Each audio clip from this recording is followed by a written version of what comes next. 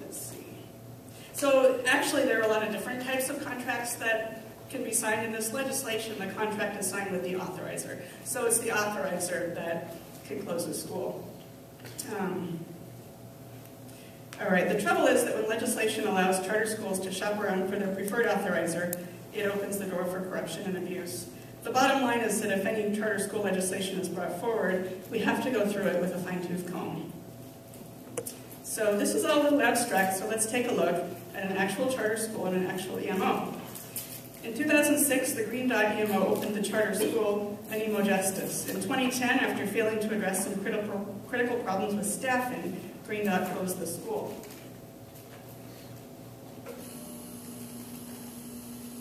They didn't announce it before or allow for any community input. The school had low test scores, but the students wanted it to stay open. Why? It met a critical need.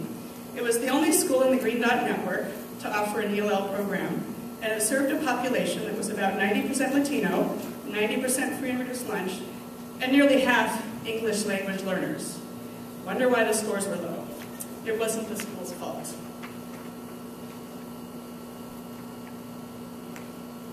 So about 400 kids marched into the Green Dot office and protested the closing, but it was no use. The decision was entirely out of public hands.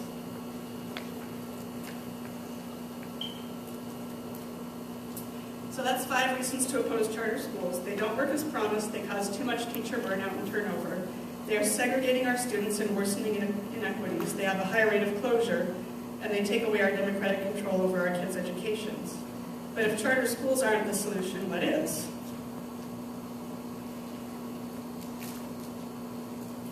And I would say we need to build on our successes. And when there's a school that is some good, some bad, is the cup half empty or half full, we have to look at how full it is rather than just giving up on it, firing all the teachers or whatever. So, for an example, let's take a look at Rainier Beach High School. It was just called out for standardized test scores as a failing school. But if you remember the figure with the 4th graders coming in under reading level, that just works its way up, and so this is high school. So, Rainier Beach beats the district average in graduation rates, and it graduates the highest percentage of African American males in the Seattle School District. It has these successes even though it's entering freshmen are reading at 5th or 6th grade levels, even though it is a high poverty school with a high percentage of ELL and special ed students. A lot of ELL kids entering high school at Rainier Beach can't even read English. So, what's the deal? Why are people complaining about schools that are working so hard to serve our high-need students? Even more important, why aren't people recognizing successes like the Full Service Community Grant, which was a federal grant that is helping them build lasting partnerships with local nonprofits? They have a list on their website of maybe 12 nonprofits that they are now working with. So, there's a better alternative both for Rainier Beach and for other struggling schools.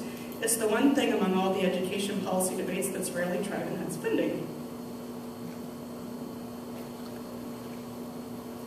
Our state constitution mandates ample and equitable funding. The schools with the most challenges need more resources. Reading specialists, wraparound services, bilingual programs, special ed teachers, advanced learning specialists, and more.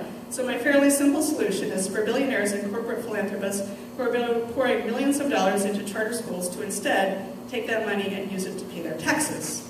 It is our paramount duty to educate our children, all our children. Let's not settle for anything else. Thank you.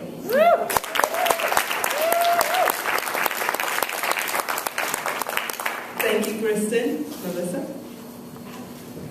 Let's run through this really quickly. Just about the ELL stat, that was one thing that I neglected to mention. It's sort of an interesting thing. I did say that charters don't serve as many ELL students. The interesting stat is those that do actually do well with that population. So it is a little sad that more of them don't serve that population. The running for charters in this bill, only nonprofits can open a charter school, but they can contract out services to any for-profit company they want, including management and operations of the building. Let's see, as far as who would be accountable, it's the authorizer.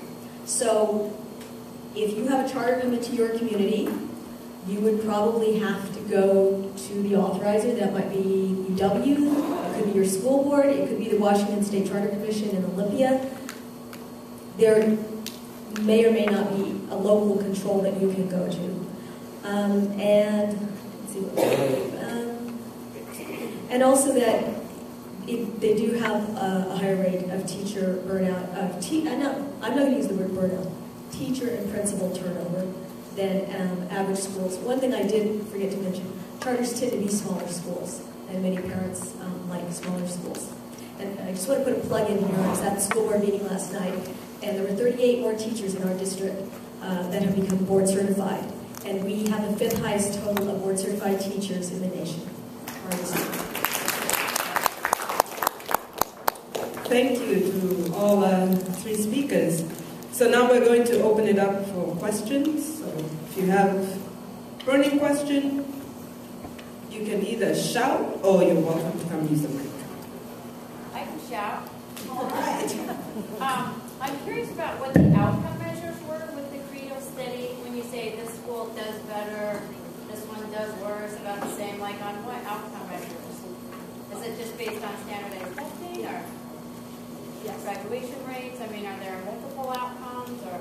Well, there tend to be more elementary and middle schools than high school charters.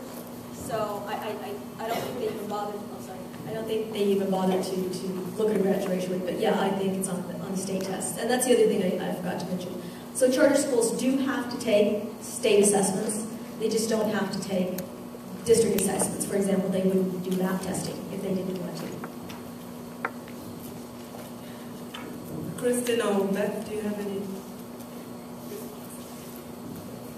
Just one thing to add to that is the methodology they used is they compared students in a charter school and see what that same subgroup of students would do in a traditional public school counterpart.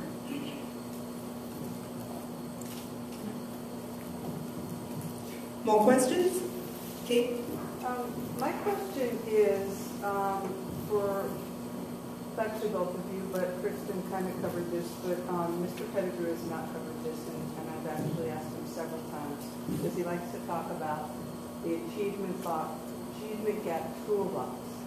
I have a group that I've started that's actually called the Achievement Gap Toolbox, because what I want to see is that someone actually has a toolbox. That not that they throw tools at the wall to see whether they stick. We need to look at cost-benefit analysis and efficacy of each tool, because we're short on money and we can't fool around. So what do you know about the other tools that Mr. Pettigrew has in his toolbox that he refers to? And is he willing to cite his references and show me a cost-benefit analysis for those tools? I'll just say really quickly, the voters of Seattle voted in the New Families in Education Levy, and it has a whole host of things that are going to address the achievement gap, things that we know that work, like direct interventions for struggling students, bringing back summer school, bringing back college and career counseling, and health centers in all of our comprehensive high schools, as well as some of our more challenged middle schools. And I just want to follow up on that Kristen mentioned community schools. The Coalition for Community Schools has a model that works. It would work at every one of our schools. It would build strong and healthy families and improve the outcomes for all students, not just segregated students. It's a non-segregated school model. So back to Mr. Pettigrew and the toolbox that he refers to. Please tell me what else is in his toolbox and if he has done those things. The cost-benefit analysis and basically cost-benefit analysis is what I want to know. And citing his references so that it's not a crapshoot to figure out what someone is referring to in terms of facts. Well, I mean, I think it's important that we don't look at this in terms of either or. We can do community schools. There's a lot of great things going on. Charter schools is not, I mean, it's so important to understand no one is proposing that charter schools supplant our traditional public schools. It is an extremely modest bill, 10 schools a year. in the whole state.